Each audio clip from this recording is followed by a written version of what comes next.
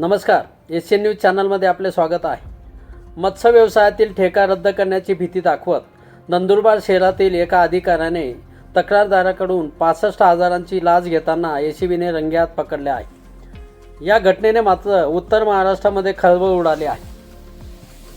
किरण गणेश पाडवी असे 54 वर्षीय लाचखोर अधिकाऱ्याचे नाव असून नंदुरबारच्या मत्स्य व्यवसाय विभागाचा सहाय्यक आयुक्त तथा मत्स्य व्यवसाय विकास अधिकारी म्हणून तो कार्यरत होता.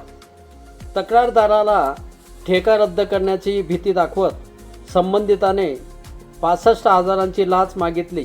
तक्रारदाराला लाच देणे योग्य वाटत नसल्याने त्याने नंदुरबार येथील एसीबीकडे तक्रार केली. पडताळणीअंती एसीबीने सापळा रचून आरोपी लाचखोर पाडवीला कार्यालयातच पकडण्यात आले.